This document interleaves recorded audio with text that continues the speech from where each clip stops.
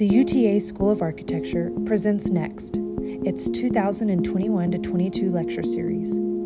These lectures explore what's next from perspectives that include issues relating to the pandemic, navigation and shifts in our social culture, and transformations in response to climate change. Discussions and work represent thoughtful and creative production that challenges the discipline. Next advocates for new and progressive approaches that expand upon normative practice and underscore a commitment of scholarship and inquiry from the School of Architecture. I want to thank you for joining us for the AHP Robert H. James Endowed Lecture. I think this is a special tradition that the college has had now for some time, and I'm glad that we're taping it so we can distribute it more broadly to colleagues and alumni and other folks that want to hear what's shared with you today.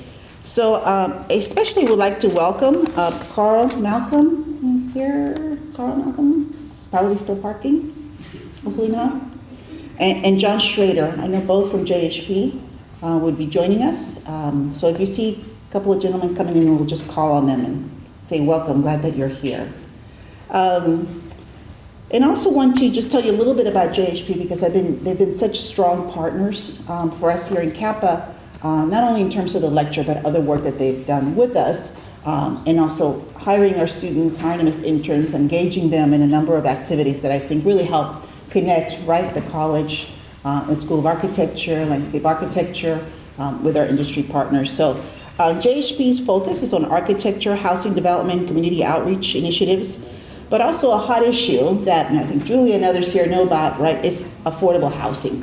And I think that's an area where I think some of our faculty are doing some exemplary work in terms of thinking about how we best serve our region. And JHP, I think, has been at the forefront of doing some of that work. Their focus is also on environmentally sustainable design, certainly an issue that many of us are interested in understanding better. How do we create an environment that's sustainable long-term, not just only for us, but for future generations. And then JHP has been supporting this initiative, both the JEDI Awards and the Sustainability Awards, but also other efforts. So they created, again, the Robert H. James Excellence Endowment in March 2020 to provide support to our students here in the School of Architecture.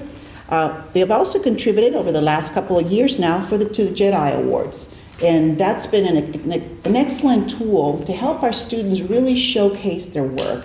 And Kate Holliday standing in the back there, who's been a leader and a stalwart supporter of this effort. This year, I think she went above and beyond in terms of engaging our students in understanding how you present your data, how you present your research, how you present your ideas in a way that is not only visible. I hope you got to look at the posters, but also is a high standard in terms of academic research, in terms of design. And I think we had a really good crop, if you will, of participants this year in the awards. They have also created an endowment that is named after their former founding principal and UTA alumnus, Robert H. James, who graduated from UTA with a BS in architecture in 1974, and he was recognized with a Distinguished Alumnus Service Award in 1999 by UTA. So we're very grateful for JHP's continued support of Kappa and our students, and although they're not here, let's just give them a round of applause. I'm sure they'll be trickling in. Come on in. The last group gets the first round of exams that we're going to issue, so please come on in.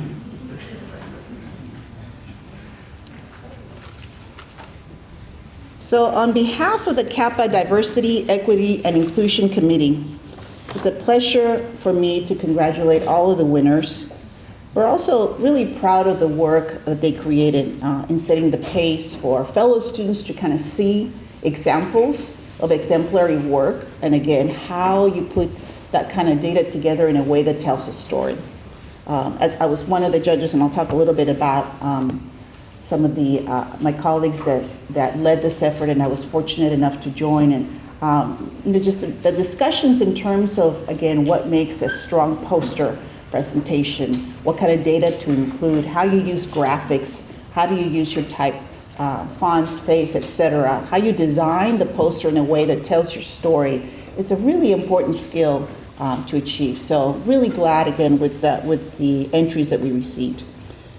So this is the second year that we have held this award competition. One of the purposes of creating these awards is to allow students to engage in thoughtful research and innovative practice, but also to share it with one another.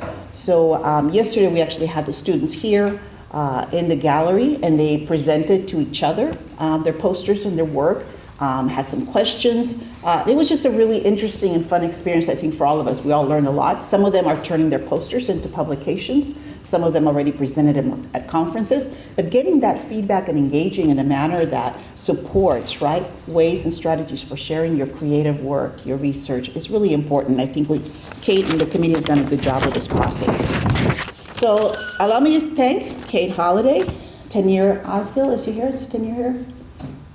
We had Juwan Su, James Brown, Amruta Sakalkar, who's one of our graduate student representatives, and Aiden Hernandez was our undergraduate student representative. So they served as a DEI committee this year and did a terrific job, again, in reviewing the proposals and providing feedback. And we'll be sending that feedback back to all of the participants so that they use this as a learning experience, but also, again, if they're seeking to submit this work for publication or for a conference presentation or other opportunities, that they can use that feedback to continue to improve their work. So we had a robust pool of entries, and the committee decided to offer an honorable and a first place for each of the two categories, because it was a little tough deciding, we just want a winner for each. Again, I think we had some very strong entries, and I'm encouraged, hopefully next year we'll continue this trend of having very robust and a number of different types of entries that we can use to award these honors to. So allow me then to share who the winners are. Are there folks in the back? You want to come on in?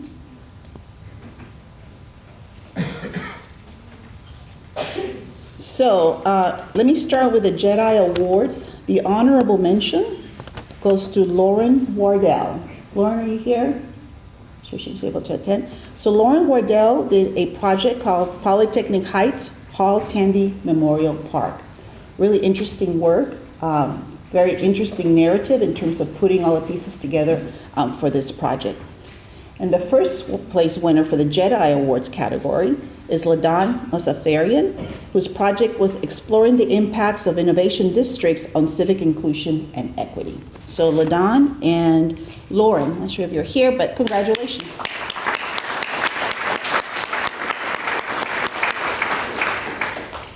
In the Sustainable Awards category, the honorable mention went to Ladan Mosafarian, Ezra Samuel Pratt, and Vivian Fung on their project, The Bike Network and its accessibility in relation to key destinations. The winner was Dassam Phoebe Mon, Oren Mandelbaum, Ann Thuruti, and Jesse Hitchcock for the Bottom District Master Plan. Congratulations to them as well.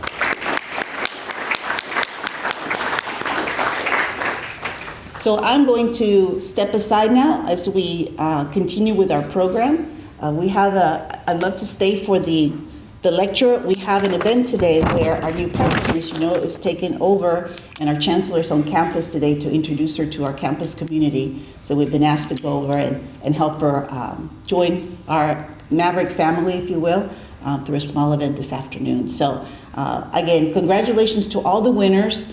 Students, please, next year, submit your proposals. We'll have some workshops again and opportunities for you to think about the kinds of posters you might want to develop, the work that you're doing. It could be work from your previous year. It could be work that you're doing in a studio. And faculty, I encourage you to support your students as they seek to engage and present the work in a public way that also gets them some recognition, but also it's a good tool for learning how to present your work, your ideas in a way that the public can see the stories that you like to tell. So with that, thank you very much.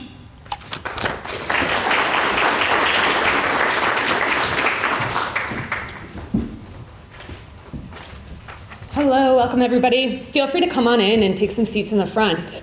No need to stand in the back. I'm incredibly excited this evening to welcome our guests, Marie and Keith Zawistowski. Before I do so, I just want to reiterate what the dean said and recognize that this is a JHP Robert James Endowed Lecture, and we're grateful for their support in sponsoring this event this evening. Tonight we have the privilege of speaking with Keith and Marie and learning about the great work they've been leading both here in the States and then also abroad. Keith and Marie have extensive experience both teaching and practicing design build. They initially met as students at Roll Studio. I believe they worked on the Lucy House together. I have a feeling that they have some slides that will speak about that if you're familiar with their work. And since then, they've worn numerous hats. I actually don't know how they do it. They are both the founders and partners of the award-winning firm On Site, a laboratory and architecture and construction firm that focuses on work that's durable, timeless, and culturally significant to people and place. The practice has centered what they call serene place, which is a phrase and a term that I absolutely love, taking time to draw, to model, to build, and to create work that is deeply rooted in local context and identity. They're both also tenured faculty at the National Architecture School in Grenoble, France, and are the co-founders of the master's program there called Design Build Lab, which has been recognized for numerous awards as well, including the ACSA as their inaugural Design Build Education Award for Best Practices in Design Build Education. In addition, they also share something very similar to many of you in this room, is that Keith used to be a former student of our very own UTA Pia, who taught Keith back when he was at Virginia Tech some years back, so personal connection there. And I'll say that their work has been so inspiring to me that I was finally convinced to download Instagram for the first time a couple months ago to get access to their latest and greatest, something that I swore to friends I would never do. And as you'll see tonight, their work is a true representation of craft. They have an impressive mastery of materials that elevates the everyday into artful spaces that sculpt form and landscape, something that's extremely difficult to do and to do so beautifully in practice, let alone in a student studio context. So very privileged to have them here with us tonight. Welcome, Keith and Marie.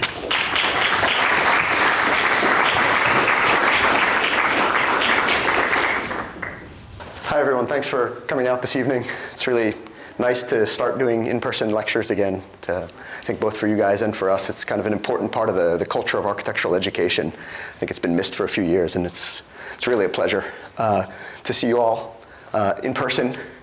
I also want to thank Julia and Pia in particular for the invitation. We came a really long way to be here, so it's really, we're really excited to share the evening with you. If you haven't figured out by now, I'm Keith. That's Marie. Hi, Marie. We're not brother and sister. We're husband and wife.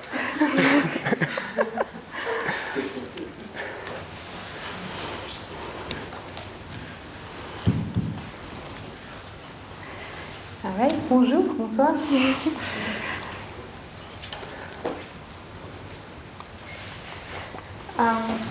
So Keith and I met at the Roll Studio 20 years ago when we were fourth year students, so about the age of a lot of people in this room. We were part of the first outreach program at the Roll Studio, which meant that we were the first students who were not Auburn students. We came from all over the world to be at the Roll Studio, which was at the time it's still a unique program, but it was we didn't have what the Roll Studio brought to architectural education at our school, so we had to travel, in my case, to the other side of the planet to go to the Roll Studio. Sam Magby, who's the co-founder of the Roll Studio, who was an amazing human being, great architect and professor, was our teacher. And we were there at a very particular time because he was our teacher, but during the course of the year, he passed away. And so what happened is that our team, we were part of six students, and our project was to design and build a charity house for Lucy Harris and her family. Lucy lived in the house that you see on the screen. And our faculty, our professor passed away about 4 months in. So we had begun to design the house, we had begun the construction, and then we had so much left to do and build, and we had to do it by ourselves. And so I think this particular setting at the Roll Studio was, the Roll Studio is very empowering to begin with, but being there and having to do a project by ourselves was incredibly empowering. It's probably one of the reasons why we have so much trust in our students' ability today. And so the Royal Studio is a particular context in the sense that under the guidance of Sambo, there was an investment in working with found materials, found objects. And often that was a means to do extraordinary things with the simplest of means. Right? And so we had, to build a house for Lucy, we had a $30,000 budget. So imagine $30,000 to build a house for a family of 4. We had a kind of a donor, a sponsor for that project was Interface Carpet, a kind of commercial carpet manufacturer. And the deal that kind of Interface made with us was, we'll give you the $30,000 to build the house, but we're interested in being a kind of a sustainable corporation. Carpet is one of the nastiest things in the world you can imagine in terms of manufacturing. It's nylon and latex and everything synthetic and kind of dangerous and smelly. So if you can look at ways to explore the byproducts of our manufacturing process as building materials, we'll give you money to build the house. And so we had this kind of the beginnings of a project that came with the imposition of a material. So these are kind of commercial carpet tiles. Without getting too into the weeds of this project, I think it's just important to see like the building system that we developed was to take their carpet tiles, which are these kind of square carpet pieces, stack them up, compress them, and make walls for the house. And so that material led to a particular kind of form, right? And so you can imagine this building system of stacking and compressing gave this very kind of cubic form, which was the functional part of Lucy's house. Right, and so the 3 windows in the back are the three bedrooms for her 3 children. In order to make this project happen, we had to stack exactly 72,000 carpet tiles. And obviously we were just a team of 6 people, so we had to learn to organize a whole community around the project in order to make it happen. As you can see here, you see Andrina, who's one of Lucy's daughter, who was picking the red colored carpet for her bedroom. And then so this is their house finished, or at least the part of their house finished. And so I think we're going to kind of shift, because Lucy asked, so this was a means in a way, right? It was how do you make architecture out of a material? How do you begin to think about making space when the material tells you what it wants to do? Then we had a kind of a professor who had kind of another sort of idea. He wanted to make sure, the first thing he told us when we got to the Royal Studio was, you have to make sure that the difference between architecture and simple building is that architecture has the capacity to elevate the spirit, so you have to understand your client. And the only thing Lucy would tell us when we asked her what she wanted in her house was that she wanted a place to pray. She's an extremely spiritual woman, a really religious family, and she just wanted to make sure that her family had a place that was what Sambo called shelter for the spirit. And so this is this idea, kind of early sketches of beginning to make a space that kind of sits on a plinth that's a tornado shelter, and there's this kind of sculptural volume above.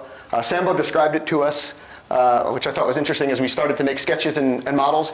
His read of our models and drawings was that you would walk into this space, we're making a tower, so he was saying you'd walk in, look up, and say, "Good God," and that's how you knew it was this was the place to pray for Lucy.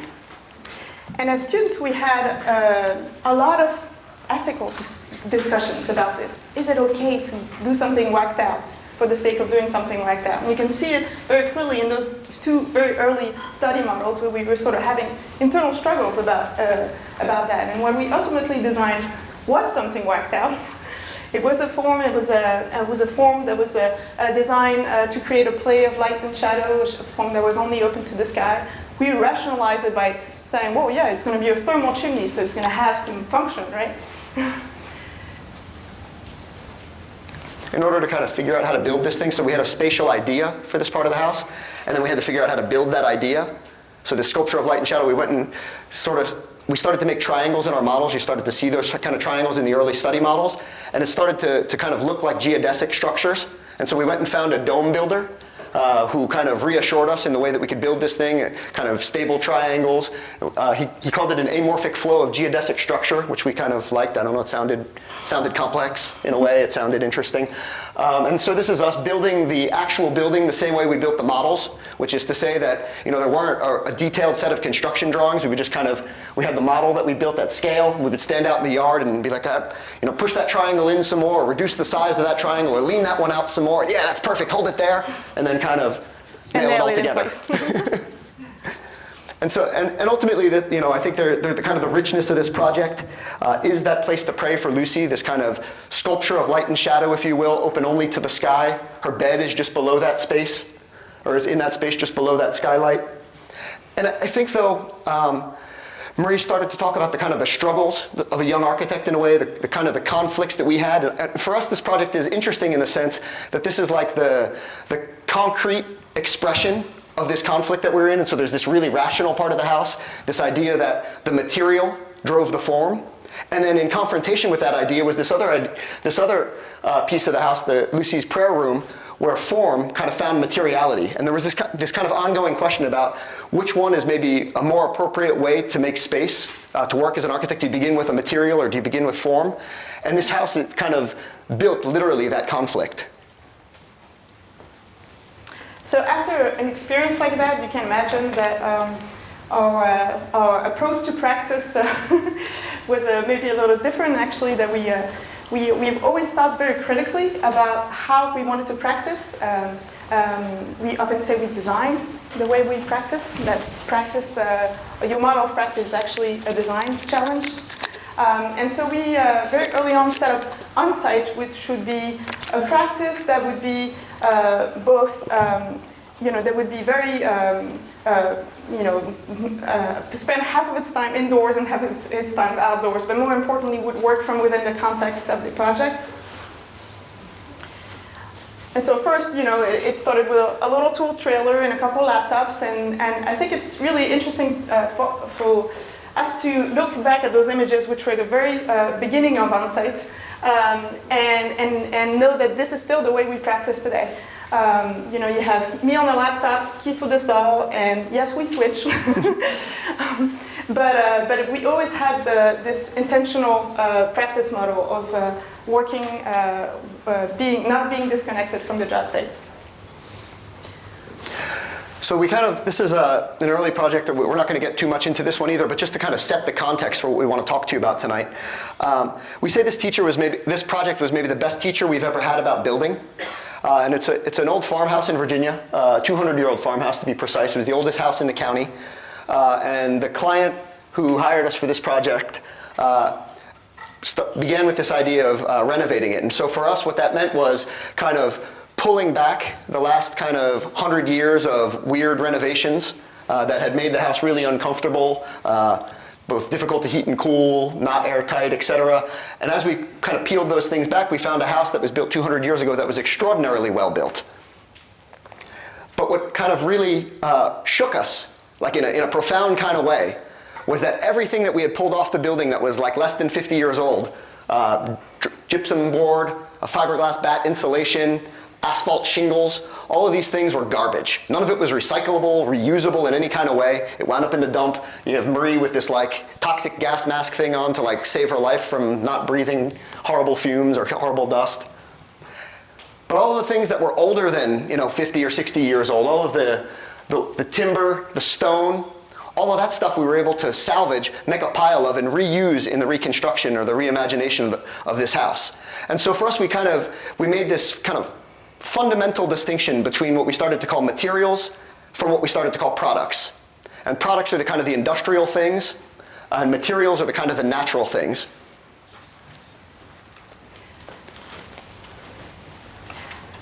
And what's really important about what Keith said is that this came out of the way that we were practicing, right? If we were not building with our own hands, we wouldn't have had that realization early on in our work.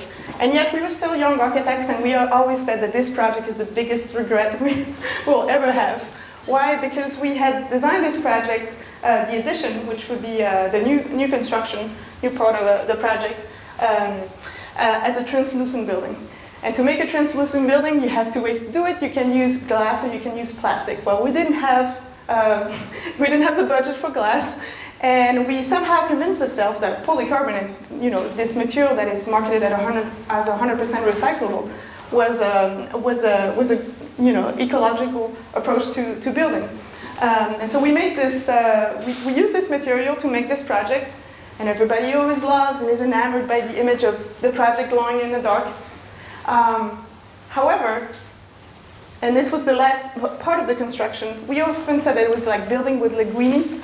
So we had learned, we had learned craft through the making of the timber structure that you see behind. We learned from the building, the old building itself, how to actually craft a building. And then we put like this linguini stuff on it because we wanted a translucent building. And on top of it, when we had a few scraps from building, from just cutting the polycarbonate. And so when we called the manufacturer to say, well, where do we bring it to get recycled? And I said, well, it's recyclable, but nobody recycles it. In order to recycle it, you have to ship it back to Israel, where it's made. And this project is in Virginia.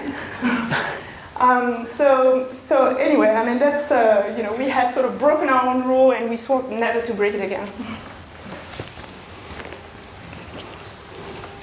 So to kind of stay in rural Virginia for a minute, or maybe to bring you with us to rural Virginia, this is the kind of the context that we were working in at that period in the history of Onsite. A friend of mine from high school had contacted us. He owned a hunting lodge in Patrick County, Virginia, and he had kind of fallen in love. The woman that he married loved this place, the hunting lodge that he had gone to in this part of rural Southwest Virginia. And almost immediately, they got married, had a baby. And the hunting lodge wasn't really a place where they could live, and so they contacted us to make a house for their kind of growing family, to kind of turn their hunting cabin into a home. Josh is a really interesting guy. He makes his own guitars, so this notion of kind of craft was something that was profoundly important to them as a couple.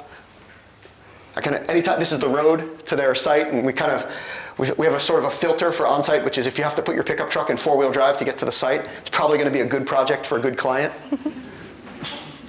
This is their security system. Their kind of trash collection system, right? There's not a trash truck that comes out to this part of the county up on the mountain, so they kind of have to burn their trash from time to time. But this is the view in this place, and right. So all of the kind of the grit that you think of in rural places somehow has to do with a passion for landscape and a passion for nature. This photo actually isn't even ours. This is the client's photo. For the longest time on their Facebook page, at the time Facebook was kind of their means of staying in touch. It's actually how they found us as architects, or kind of stayed in touch with us and reconnected. But they took a photograph of the sunset every night and posted it. And so you could just tell that they had a really important link to that place. And so the idea for the project, pretty simple in a way, was to make a kind of the most economical box you could, a kind of a young couple with not much more than the budget for a double-wide mobile home, and to just kind of the iconic gable form, simply placed on the land with particular views out to the landscape. And so you'll see that kind of sunset photo, the idea of making their bedroom there. They have a young son, and so making his bedroom open to the forest for a little bit more intimacy, and then this kind of connection to the trailhead to kind of invite them to pass between the forest trails and the interior of their house. And so what this generated was this idea, like I said, of this kind of iconic form, which is situated in terms of economy perpendicular to the fall of the land. They're a bit light, but you can see there's some topo lines under there, which is a thought about minimizing the cost of foundations and drainage, right? So situating the building the most efficiently you can on the land. And then shifting, because the way that it wants to sit on the land doesn't relate to the view. And so shifting the rooms relative to that volume so that their bed faces the sunset view. And it makes this kind of beautiful knife edge over here, right? And so this kind of complex geometry out of a simple form. And we like to talk about value engineering, this term that you might hear and that would sound like this horrible thing that might happen to your project. It's actually one of favorite phases in the development of a project. We often work with people, organizations of very limited means, and value engineering is basically the difference between making architecture or not making anything at all. And so we do these kinds of studies that talk about the process of building, the choice of materials, but really study the economy of a project in depth. in order to make it possible. I call it the shake test, which is to say if you pick up your building and you shake it, anything that falls off probably wasn't supposed to be there in the first place. Right? So it's just for us VE, the thing that we love about VE is the point in the project where all of the stuff that got added to it that was extra goes away, and you get back to the kind of the core of the architectural intention. And so like Keith said, this project had, kind of a simple exterior geometry, but in terms of building, a little bit of complexity in the way that it would need to be built.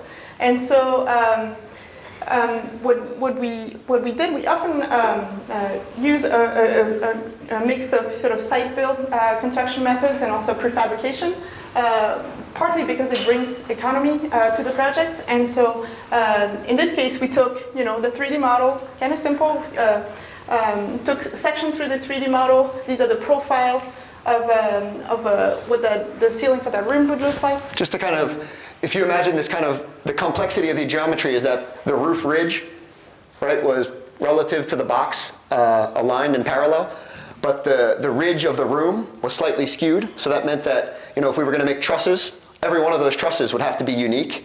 And so what was interesting for us about this process is that for an industrial truss manufacturer, a commercial truss manufacturer, they have a digital fabrication table.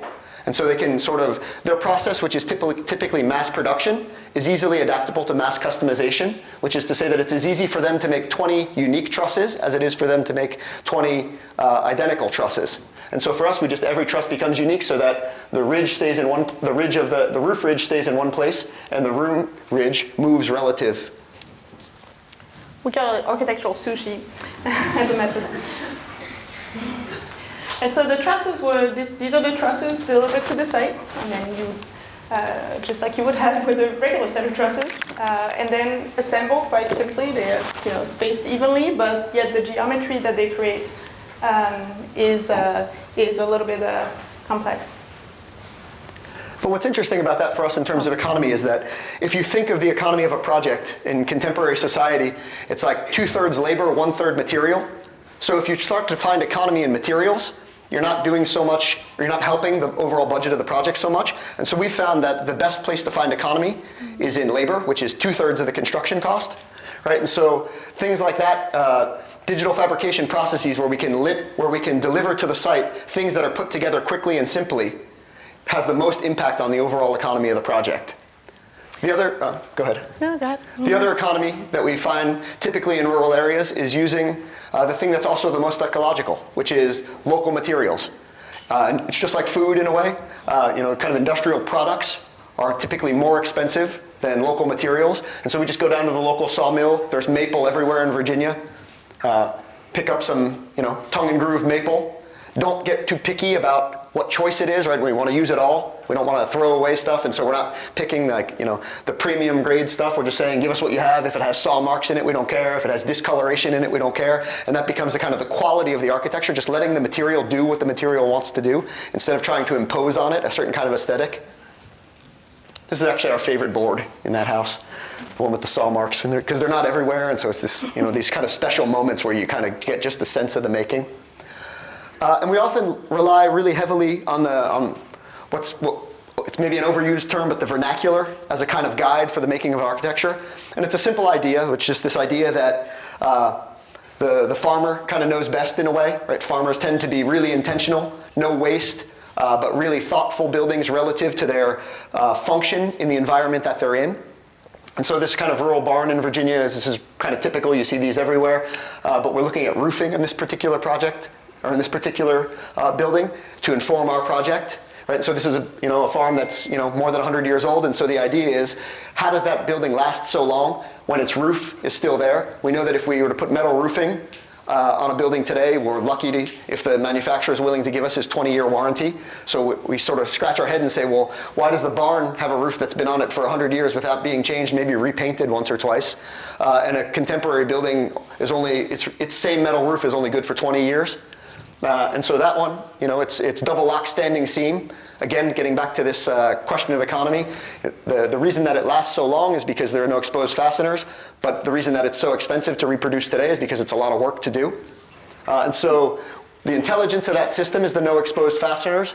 And so try to kind of simplify that in a way that makes sense for us in the economy of this project was to make a flat lock system, right? Which is to say, instead of double lock standing seam and folding all the joints on site, we have panels that are pre-folded in a workshop somewhere and then brought to site, and they just clip together. And all the fasteners are behind each of those folds without getting too much into the notion of how flat lock and double lock standing seam work.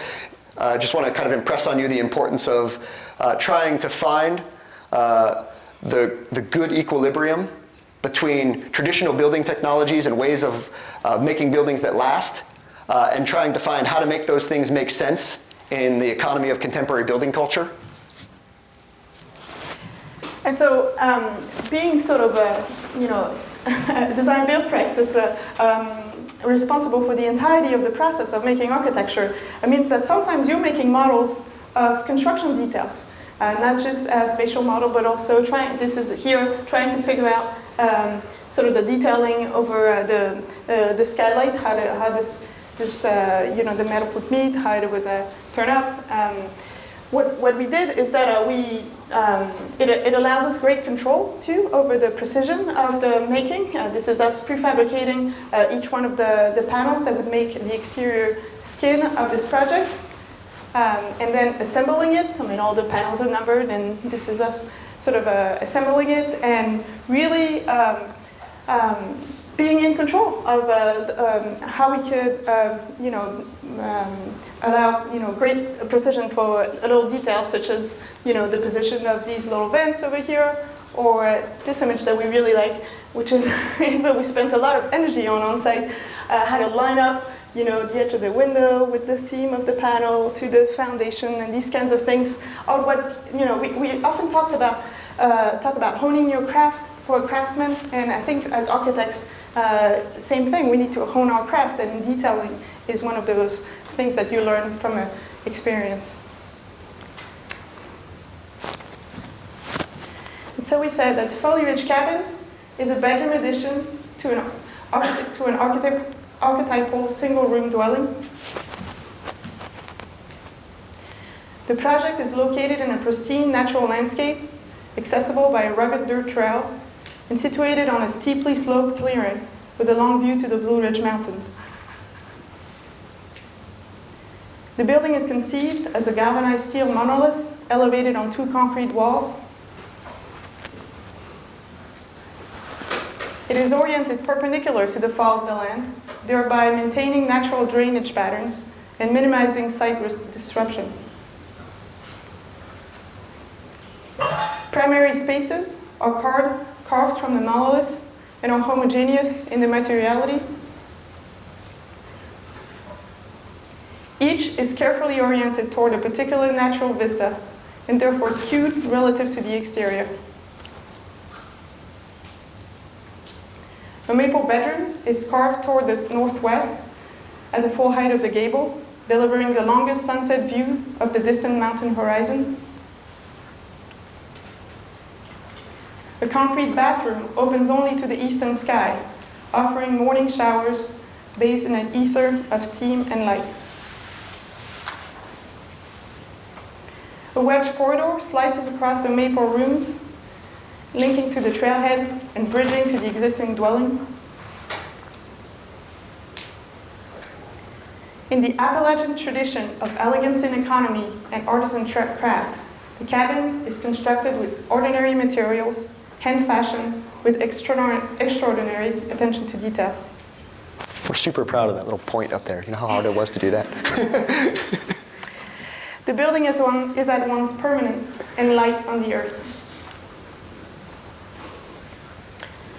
And we like to talk about craft, especially in this early work, because there's also meaning a building that would be well crafted is also a building that will last, and it will last for generations. And that's something that we learned early on from that 200-year-old farmhouse. And so there's an embedded notion of ecology embedded in the notion of well-crafted building.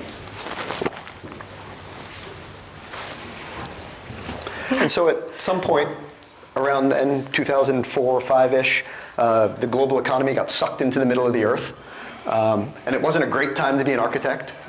People in firms. We were kind of in Philadelphia at the time. People that worked in firms of like 40 people were down to like 10 people, and it was just kind of a weird, scary time in the world of architecture. You get a sense that after the Rural Studio, we even were like allergic to going back to school. We like kind of started building stuff right away, started our practice really young, and kind of were always just in the world making things, and felt like academia was something different than what we were doing. But at that time, Scott Poole, who was the director at Virginia Tech, invited us to come teach for a year. And so we sort of said, well, maybe, we don't see ourselves as teachers, but maybe it'd be a fun thing to try for a year. And if nothing else, there's at least some economic stability in being a teacher. And so, yeah, okay, let's go play for a year.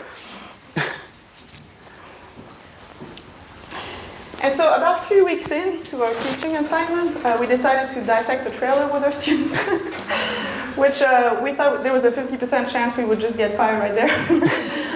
But we felt like it was absolutely necessary we always said we like to remove the abstraction of the learning of architecture for our students, and we felt it right away, needing to be confronted with the challenges of real life. And so the subject study for that year was housing, and it was in particular, mobile homes. And so we thought, well, we can't start designing, an answer to the problem before you understand the problem. And so the idea of dissecting a mobile home, which is a word we just found to get authorization to do this, was, to cut it apart, cut it in half actually, but also cut elements of it. And sort of, for us, this is kind of the beginning of our approach to teaching, and we now know that scientifically what you would call this is experiential learning, because physically, when you experience something physically, you acquire knowledge or understanding that is deeply ingrained. I just think of it as like Gordon Matta Clark meets Southwest Virginia.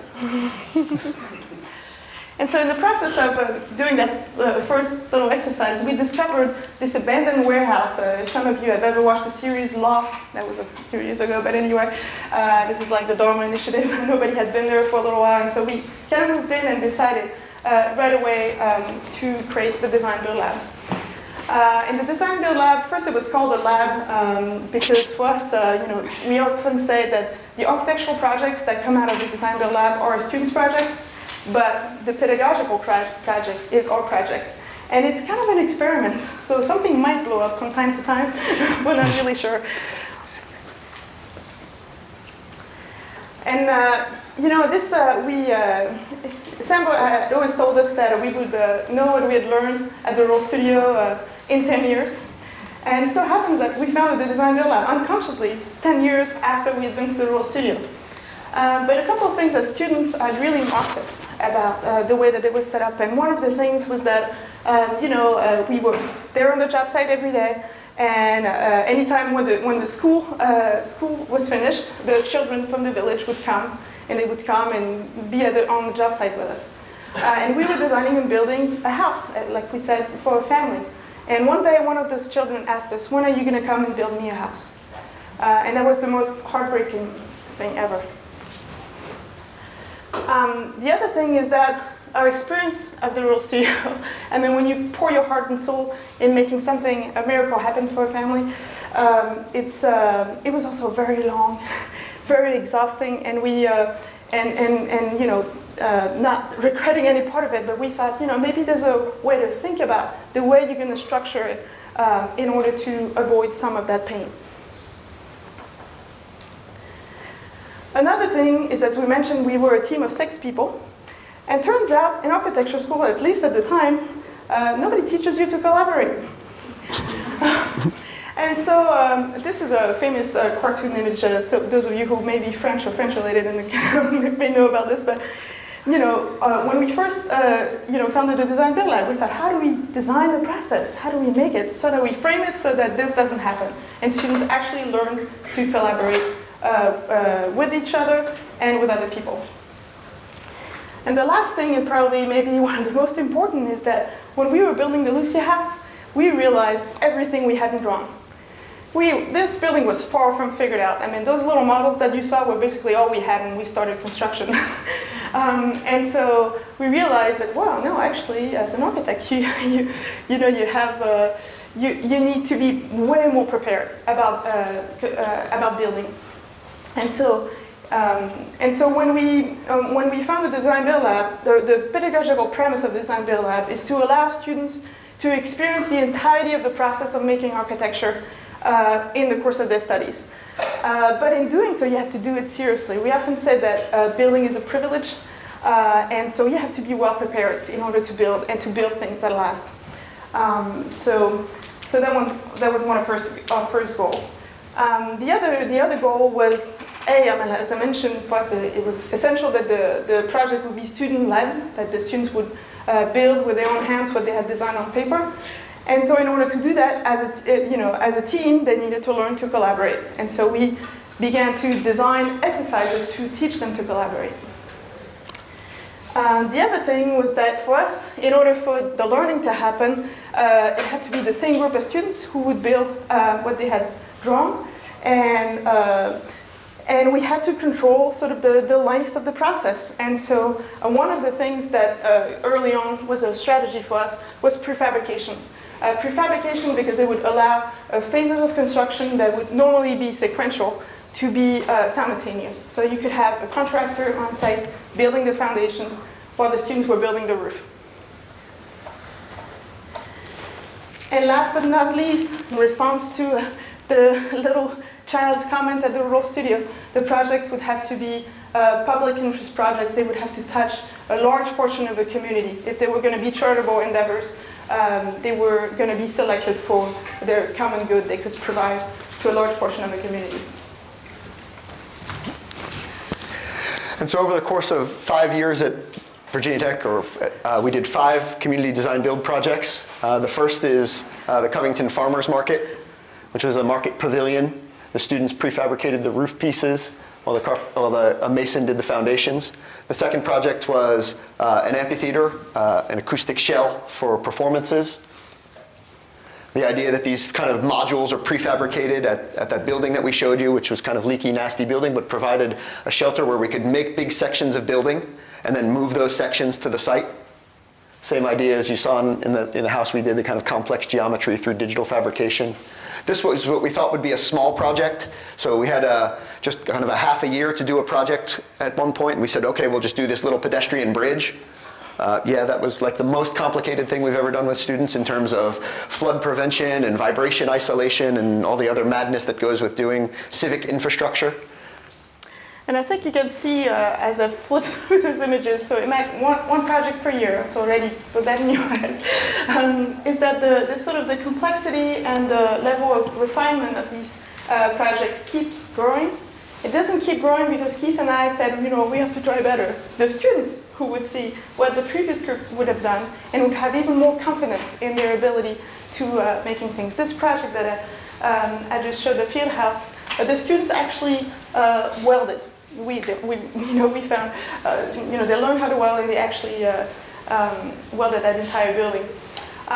But what it meant, as much effort as we put into designing the process, we would still wind up in very similar situations in the Rural Studio at times. I think you can see the pain in that photograph, even though you can also see the collective effort and there's value in that. And so we often were asking the question at the time, like, do our students need to look like this at the end of a project in order to learn to make a building? And when all of our colleagues go to the beach in the summer and they're drinking martinis or whatever it is they drink on the beach, and we're there and our students are there and their colleagues go to the beach too, and all of us are there trying to finish a project, is that level of hazing helpful? And we also were kind of confronting this question of like, at what point does the learning curve become flat and just building become for the sake of getting the thing done instead of for the sake of learning? And so this is us, like, the amphitheater project that Marie showed. It's literally like, 4:52 a.m. the day before the inauguration. All of us like in complete exhaustion. Put aside the questions of just job site security at like working that many hours. There's also just questions of just mental health. And kind of, randomly at that time, you just get the sense that we're physically exhausted. These things are happening, they're beautiful, the students are super proud, the firms that are hiring the students are calling us, asking, like, the students that are coming through your program are amazing, can you send us more next year? Like, I mean, everything about it seemed to be really cool, except for this question of, like, absolute masochism in a way. and so this kind of fortuitous moment where we won the French Young Architects Prize, and we started to kind of going to a series of meetings in France. When we graduated from school, we talked even about setting our practice up in France. Because Marie is French, I don't know if I forgot to mention that or not. Anyway, Marie is French. I'm from New Jersey, almost a foreign country. But in any case, we found it almost ironic that the French Minister of Culture was celebrating work that we were doing in the US, because after school we had thought about setting up a practice in France, and they told us that design build was a conflict of interest and we would wind up in jail. The people, the people designing the building, their fee is based on the construction cost, and so if you're also the builder, you have too much control over the construction cost. And so there were kind of concerns about price fixing, if you will. But also the economy had gotten sucked into the middle of the earth at the time, and so when this prize happened, there was some openness to innovation in architecture, because Europe at the time, the vast majority of architects found their commissions through public competitions to make public buildings. But the government had no more money, so there were no more public competitions. So they were looking at celebrating our work also as a way of asking, like, are there other ways to practice architecture? And so we were invited to participate in what the Minister of Culture launched and called the National Strategy for Architecture, which was developing programs, ideas, initiatives to support architecture, so both the teaching of architecture and the profession of architecture. And in going to those meetings, we discovered something that got built right during the time when we were at the Roll Studio that didn't exist when I was a student, which is the Grands Ateliers. Les Grands Ateliers is this absolutely wonderful building that was built by the Minister of Culture. That was an idea initiated by faculties of different schools in France. There's about 20 schools in France of architecture, and the faculty got together and said, we need to teach through making. And so they actually wrote the program for this building. This building got built, and it's a building that is basically designed for experiential learning. It's a big experimental hall, and what they had worked on until then were both kind of little one-week workshops, and they also worked on developing prototypes, such as the Solo Decathlon prototypes. And more importantly, there was a tool in terms of the logistical tool, but there was also a team of faculty who had the same sort of values about pedagogy as we did. And so it was a really exciting moment to move back to France and join this collective effort. So this kind of thought about just a reset in a way. Can we take all of the things that we had gained and built in the making of the Design Build Lab, and kind of filter through some of those things and rethink the way we were making it if we changed the place that we were doing it in. France had never done kind of public interest design build work, that is buildings outside the walls of the school. And so we kind of started with this idea of making a legal study, a kind of a framework, so that we could take what we were doing and mesh it with what the faculty from the schools of Grenoble and Lyon had been doing in terms of full-scale prototyping. What they brought to the kind of the work that we were doing, we found particularly interesting as well, because they were doing kind of materials research and development. So the kind of the things that we, because we're doing design build, all of our energy was going into making the projects, and not enough of our time was going into kind of pushing material innovation, and in particular, in terms of doing the testing beforehand to kind of ensure that the building technology that was being introduced into the architectural projects was kind of well refined. And as you saw in both the on-site projects and Design Build Lab projects, we always had, after that, a very early realization of the Arid House, had this sort of self-inflicted rules of working with local natural materials. And so the Grands Ateliers is actually right It's a up map there. of France. What's that? It's a map of France. It's a map of France. Oh, yeah, it's a map of France. It's in the brown part on the right, on southeastern France, which is where Grenoble is. And this is a region where there's actually a lot of earth construction. We'll pass you the geological details about the glaciers pulling away a million years ago. But basically, yeah, the sort of constructive cultures, local constructive cultures are rammed earth construction. And the reason why is because there's a lot of earth that's suitable for building. And this is kind of an example of the local vernacular. So you see the rammed earth, you see the big tall stone foundations and the big overhang roofs. For earth construction, we often say you need good boots and a good hat, and that pretty much applies to every kind of building with natural materials. And so just kind of, using this reset to kind of, we often find that when you're a visitor to a place or new to a place, you look more closely at things that otherwise might have been mundane or kind of passed by you more quickly because you take them for granted because you see them every day. And so for us, this was kind of this, in addition to an investment in trying to understand how to do design build in the legal framework of French culture, there was also trying to understand the material framework of French culture in that place. And so this is, us visiting with our students, a local quarry. The concrete industry is like ubiquitous in France. In order to make concrete, they need a tremendous amount of gravel. All the gravel comes from the former earth construction region. There's a layer of earth. There's topsoil, and then there's what they call sterile, but it's a mix of sand, gravel, and clay, which is perfect for making rammed earth. And then below that is a level of just crushed gravel. And so the quarries are looking for the crushed gravel to make concrete, and the earth that's perfect for making rammed earth is just waste or byproduct for them. And so we found a quarry that was willing to give us the material to kind of begin to experiment with. And as Keith has mentioned, in order to sort of redevelop the design build lab in a completely different context, different culture, and different legal setting, we had done a legal study.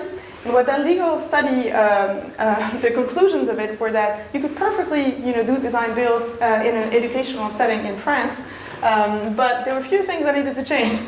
And the number one thing was that the students would need to be collaborating with insured craftsmen. And so in France, there's actually there's still the trades, the guilds are very much present. And so the sort of difference in the Design Build Lab 2.0 model, I would say, is that the students still design the buildings. They still take part in the construction process, but they're doing it under sort of the, how would you say, the mentorship. The mentorship or the leadership of local craftsmen.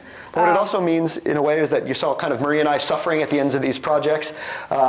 Also, there's the question of the energy that goes into them, but also the question of responsibility, right? And so any of those projects that we did at Virginia Tech, the roof leaks, either we get a phone call or, like, even worse, the dean gets a phone call. And, like, your student's building is leaking, and even though there's all these kind of complex legal frameworks that we had in place that, that sort of situate an idea where we know that students are building these things, and so we acknowledge that the students aren't professionals, and so there's no professional liability. In reality, everybody thinks that an architecture school should be making the best buildings in a way, and so when buildings aren't well crafted, if things start to leak or things start to fail, there's the question of responsibility for the school, but there's also just the question of the image of architects and architecture.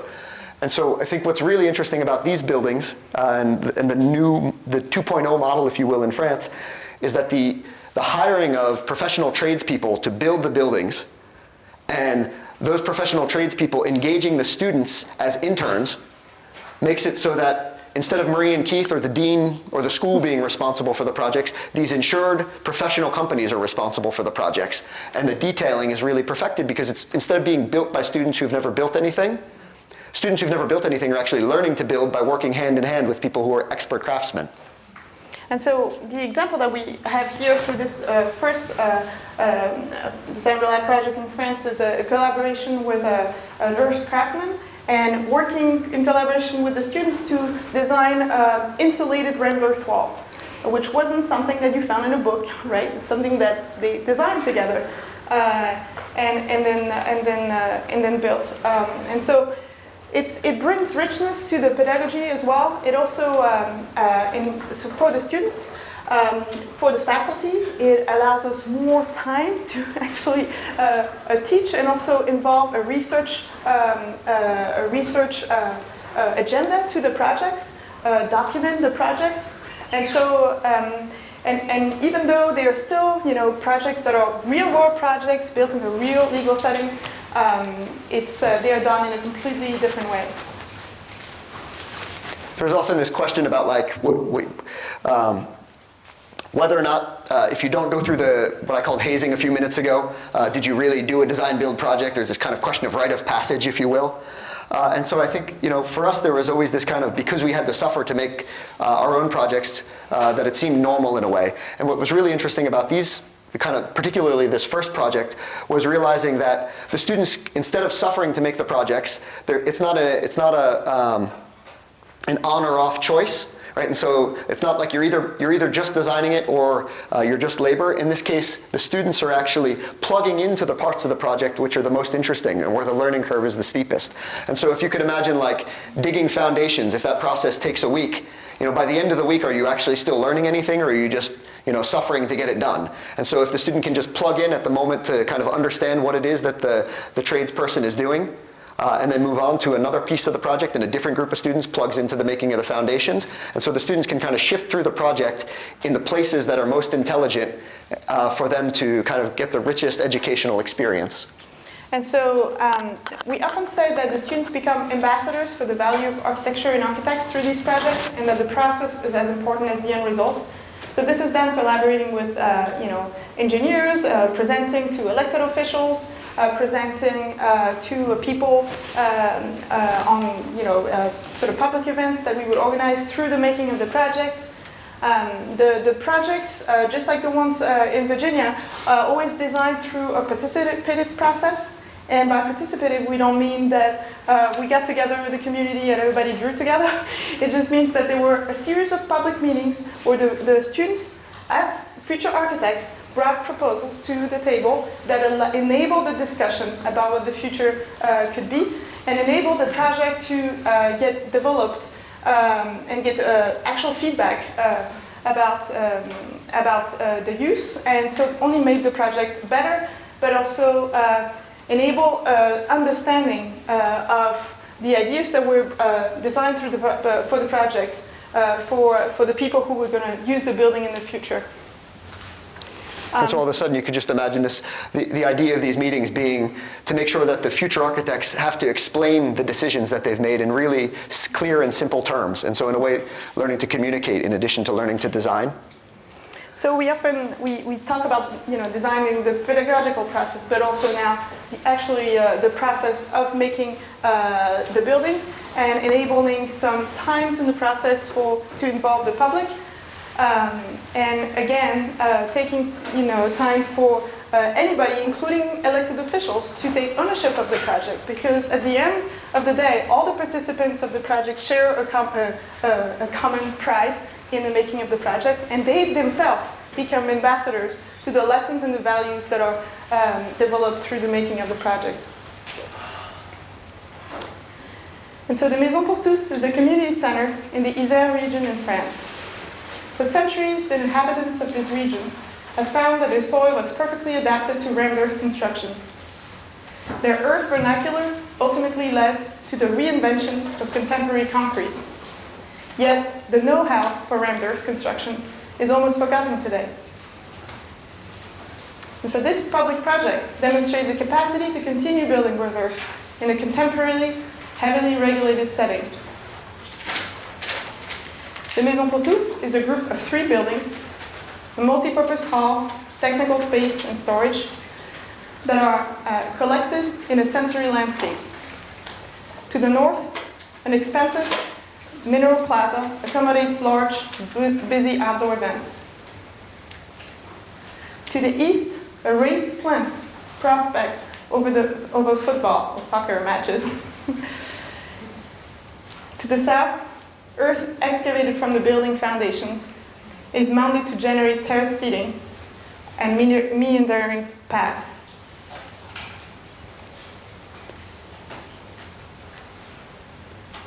Nestled among the buildings, a west-facing patio with a single bench in deciduous tree offers a quiet space to enjoy the setting sun. Within the earth walls of the hall, an open plan, modulable storage, and rolling bars invite for a range of uses. A baffled spruce ceiling dampens audible reverberation during large gatherings. Large roof overhang, scribed to the path of the sun, passively warm and shade the hall. Punch openings with glazed large frame, accordion doors link its space to each of the surrounding landscape atmospheres.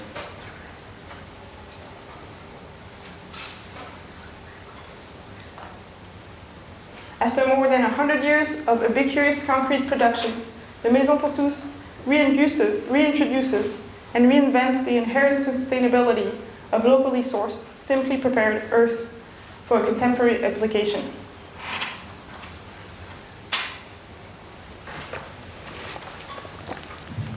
And so I talked about experiential learning earlier, working with nasty material, and we actually think that there's incredible value in experiential learning and experiencing building with healthy natural materials as well.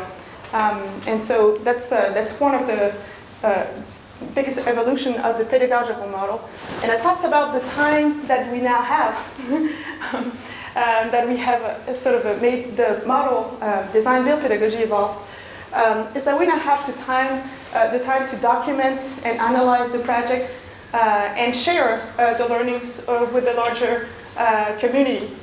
So this is, for example, a TAD article that we co-wrote with the structural engineer for this project, and enables sort of the advancements of research of, in this case, earth architecture. And so the project, that's why we said that the project is much larger than the building. And so as you can see through these couple images, you'll, just like in Virginia, the project scale tends to increase despite our will. This was a very large, the latest. Yeah, so this is just, I mean, to kind of give you a sense of scale in a way, the Maison pour tous was the first project we did with students in France, and we're not going to get into the details of this project, to just kind of, but I think it's important. This is a lunch cafeteria for an elementary school, so kind of a 4,000 square foot building made out of stone, working with the stone cutting guild, right, teaching the students to cut stone. It's kind of in a way, built just like a cathedral would have been in the Middle Ages, but it's a restaurant for just a local elementary school. And so at the time we were just kind of joking that in some ways the scale and the complexity the process has gotten so natural that the scale of the complexity could almost lead to like the next student project being a skyscraper in Paris, right? And so like at what point does it kind of start to get unreasonable? There is a richness, of course, to the idea of growing the scale, because then the complexity introduces more questions to the students. And so there's this building, right? And so everything from the kind of the keying of the stone and the digital fabrication. So this is a restaurant scolaire, we call it in France, but it's a kind of a lunchroom restaurant.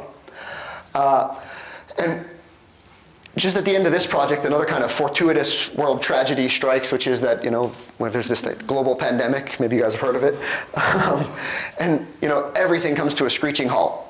But what's really interesting about that screeching halt is that while all of the products, the things that came from far away that are kind of highly modified or transformed were all difficult to get, all of things like earth and stone were able to continue, right? And so the supply chain just breaks. We have a hard time getting screws, but we can get like custom cut stones. And so it was really interesting to see that kind of project indicated that maybe the questions that were about local circular economies and healthy natural materials, and this kind of was not only ecologically sustainable, but also economically sustainable in a way, right? So these kind of projects were able to continue when others stopped. And so, the kind of the following year after wrapping up that restaurant project, we sort of said, okay, we're going to cut the scale way back and really push these questions of local materials. This is where we live. This is the Vercors Mountains, in the southeast corner of France. And we're going to bring our students up to the mountains with us. We're not allowed to be in the school because nobody's allowed to breathe the same air, but we're allowed to be outside working together. And so we're going to do a design build project there. We're a bit masochist still, so we have 20 students, so we're not going to do one project, we'll do two, because they're going to be small. But the challenge we gave to the students was to visit the local stone quarry. There are kind of two material resources on the Vercors Plateau. There's stone and timber, and so we send them out to the woods with the local forester. We send them into the quarry to understand what are the materials they can find in that place and what might they be able to do with them. The Grands Ateliers, which is this amazing structure, we work with them to kind of put all the tools we need on a truck, and so we call this thing the Grands Ateliers Mobile. So the idea that the big warehouse can come with us to the site, put it all in a shipping container, bring it to the outdoor place where we're going to be working with the students. And then the design challenge for the students, there's a really great expression in French, it's tout est bon dans le cochon, which is like everything is good in the pig. So can you try to use everything? If we're going to be reusing local materials, can we be really tedious about making sure that there's no waste, right? So can you use the hoof and the snout and the jowl? Like, are those things that are important too? And so the first project both projects are bus stops. So right, the kind of a small scale, just a shelter. The first one is this idea about kind of extruding the ground plane in a series of blocks and then making a canopy roof over top that extrudes down and playing with the scale of those spaces. And as you can see, this is a very geometric project, right? This little, we call it Tetris at first. But yet, the beauty of design build is that then you're confronted with trying to build this with your own hands. And when the stone doesn't collaborate, when the stone doesn't want to be square, what do you do? So this is actually one of the early testing of trying to break the stone and into the little cubes they had designed, and obviously that didn't work. The material was resisting, and this is sort of the crisis meeting, trying to figure out what are we going to do? How long are you going to resist what the material is telling you, and sort of make your project evolve? And so then in a way, kind of bringing the stone cutters up and trying to figure out what are the tools that we need to be able to do this, right? And if we're just going to cut the stone, that's a long, slow, arduous process. Can we be strategic about where we cut? Are only certain surfaces important? Bringing the Stone Cutters Guild guys up to teach the students, right? And so even though this project doesn't have a general contractor to build it, the students are going to build it themselves. They still need the richness of that experience that we had in the larger scale projects by bringing people to kind of co-teach with us, skilled craftspeople, building it kind of with the community members and kind of setting these things out there. And so the most important pedagogical moments, still finding a place, but getting back to the kind of a scale that's more manageable. And then kind of finding a way that if you kind of contrast this to the kind of the early drawing, which was like a kind of Cubert, I don't know if you know that reference or not, but just kind of, or SimCity in a way, these kind of perfect blocks. The richness of the architecture becoming the expression of the material, right? And just being strategic about where it's cut. The timber, kind of digitally fabricating these pieces, right? And so figuring out, when I cut my log, maybe I don't have a 40 by 40 square of wood, but kind of how can I compose those elements to make sense of it? Taking our digital model and figuring out how to build it, and trying to do it with no fasteners in a way. And so developing a series of mortises and tenons so we can eliminate the industrial products, so no screws, no glue, right? And so just timber connections. And then the students heading out into the woods with the forester, actually cutting the trees. And what we find really nice about this approach is to sort of weight the students' consciousness in the fact that any architectural decision that you make when you make a building has a huge impact on a whole series of things before. Like just to provide for the material, it actually impacts a whole series of people and steps and the whole local economy as well. So this is the sawmill on the Vercors Plateau. The students cutting their 20 by 20 blocks of wood that are going to get milled down, have the mortises cut into them for the tenons, and then put together in blocks of 4 to make their 40 by 40 cubes, built upside down because the only flat datum we had or the flat surface was the roof, and then like crossing our fingers and ripping our hair out as we try to flip this thing over and swear that the legs are going to break off and doing everything we can to make sure that they don't, and then kind of craning it into place. So this is this kind of first bus stop in its landscape. The two materials that the Vercors Plateau offers, right? No choice of materials. Material is given by place. So stone foundations, timber roof. And this kind of play of scale to introduce a place not only for the students to wait for the bus in the morning or the kids to wait for the bus in the morning, but a place to play. And then the second bus stop, remember there's two because we're crazy. The second bus stop is on a different kind of site that's wide open, but the same objectives and the same passion, the same questions about using local materials. Their site is really flat and broad, so the idea of peeling the ground to make a place to put the building. The cuts in the ground connecting or knitting the building into the existing urban fabric, so kind of connecting passages where pedestrian circulation meets vehicular circulation. Because they watched the other group suffer trying to cut stone, these guys went to the quarry and said, okay, what are the other things we can do with the stone you have? Can we find smaller pieces of stone? And wound up making walls that were just kind of rip-rap foundation, right? So kind of blocks of stone, not cut in any way, and then held together with a lime-based mortar.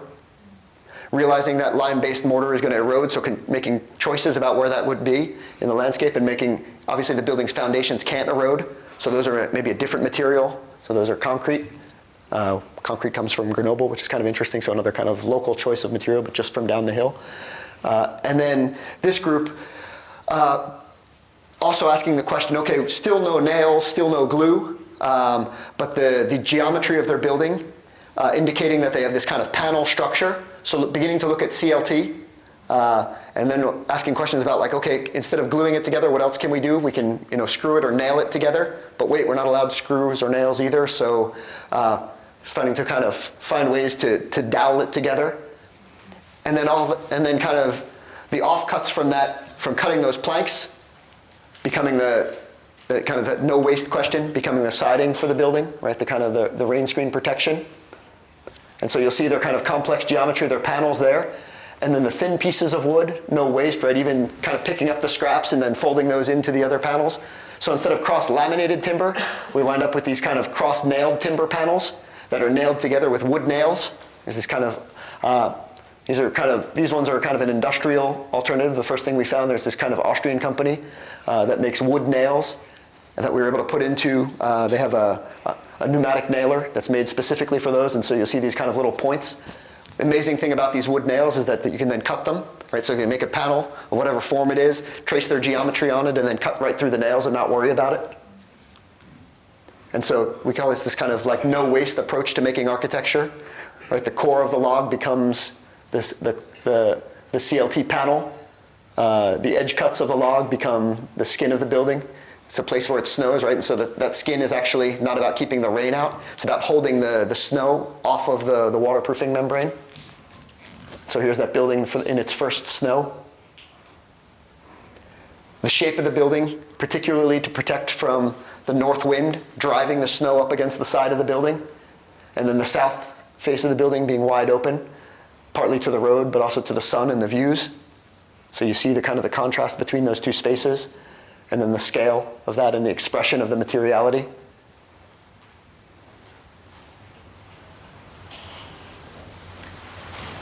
And the last project we're going to show is one of the most recent on-site projects.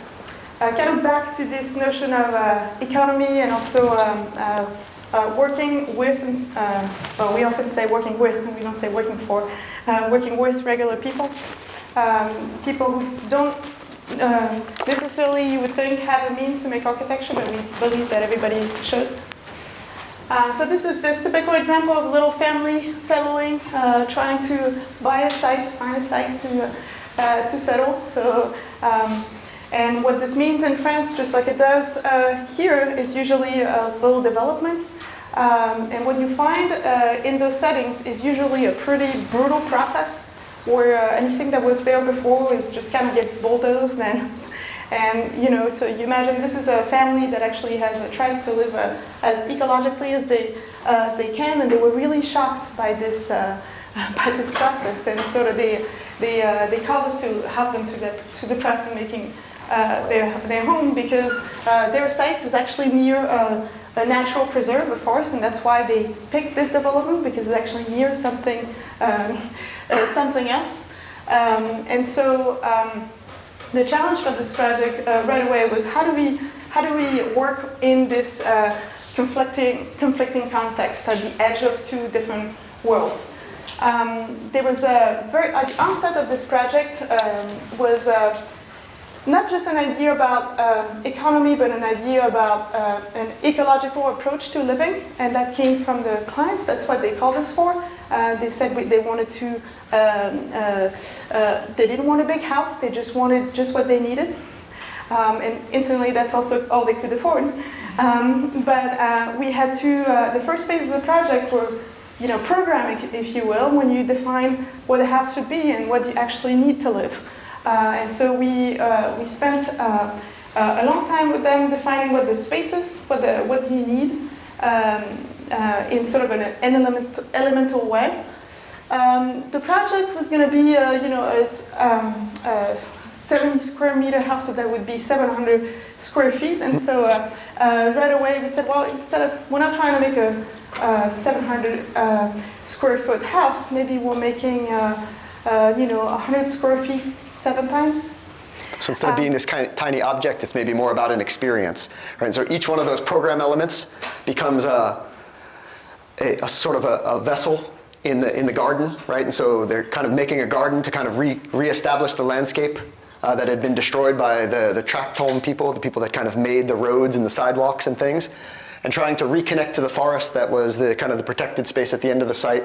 And so an idea for a house might be to just sort of situate a few boxes in that landscape.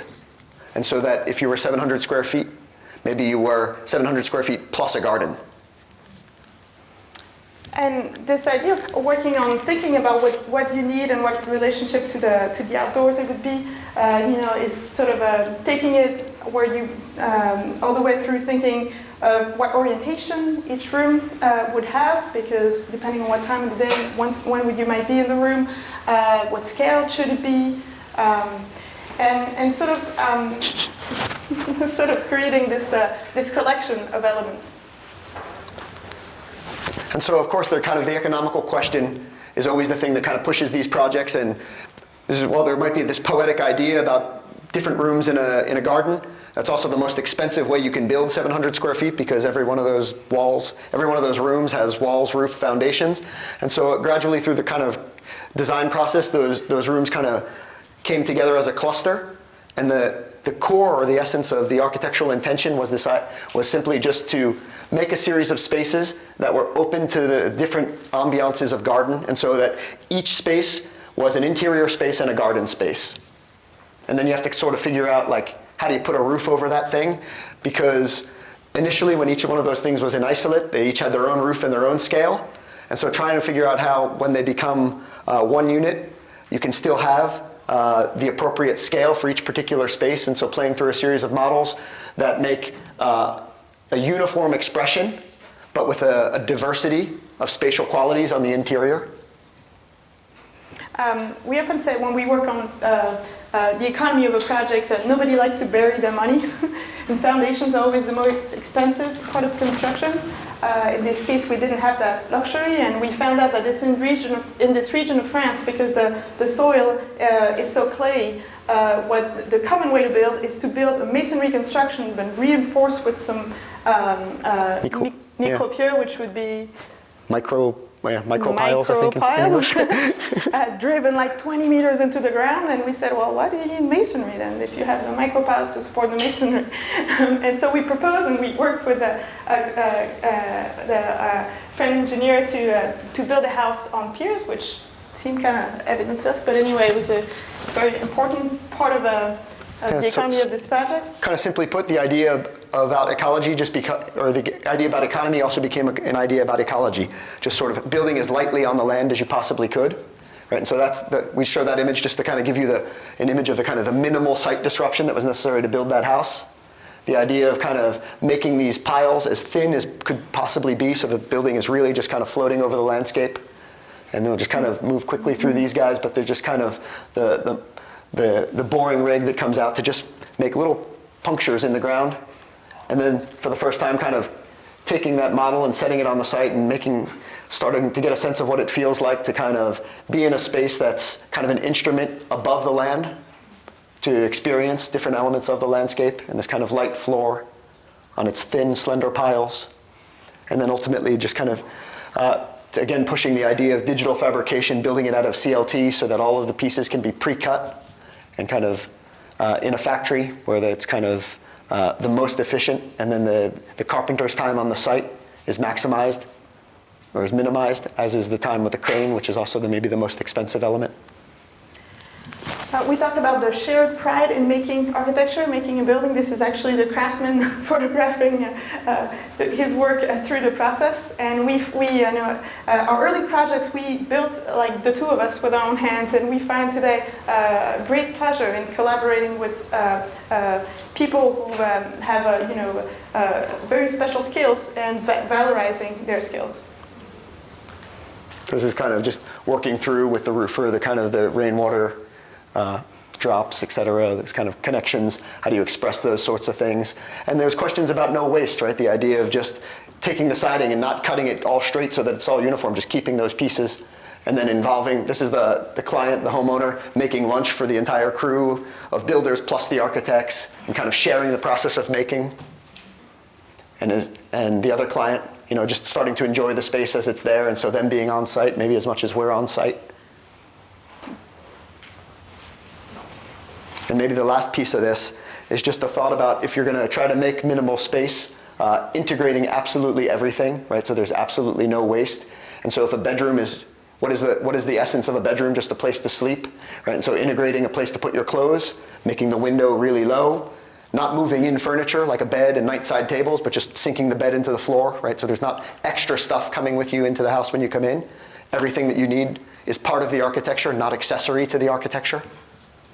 And then finding, we have a craftsperson that we work with that kind of makes all of this kind of custom furniture for all of our projects, countertops and sinks and everything, so that everything is part of a coherent whole.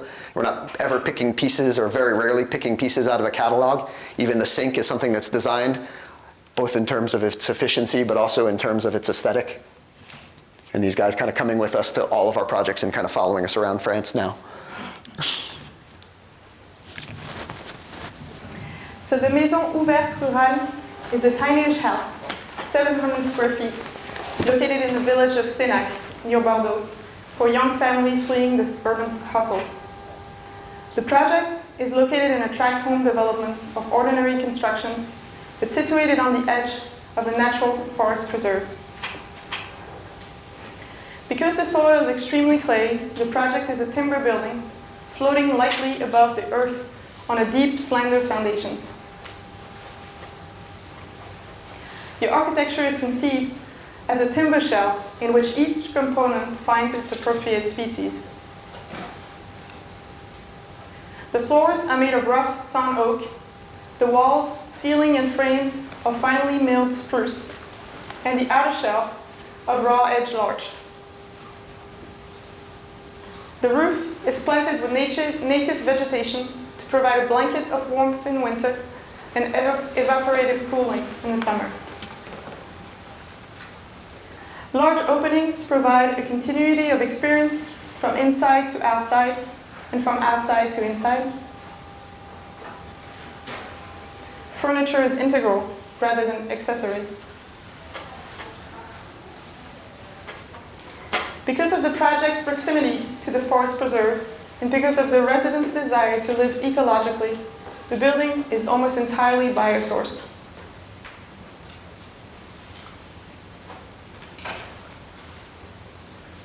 The only heating source in the house is an airtight, high-efficiency wood stove. The architecture creates a minimal refuge, emerging from and anchored to the adjacent forest.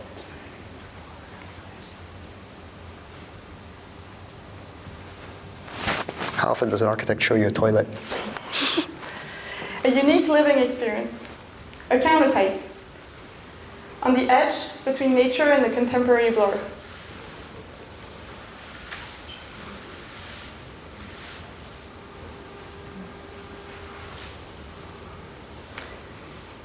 So in this image, in the background, you have a typical subdivision, buildings of 2,000 square feet, each made in concrete masonry, air-conditioned, and heated with electric radiators and gas boilers.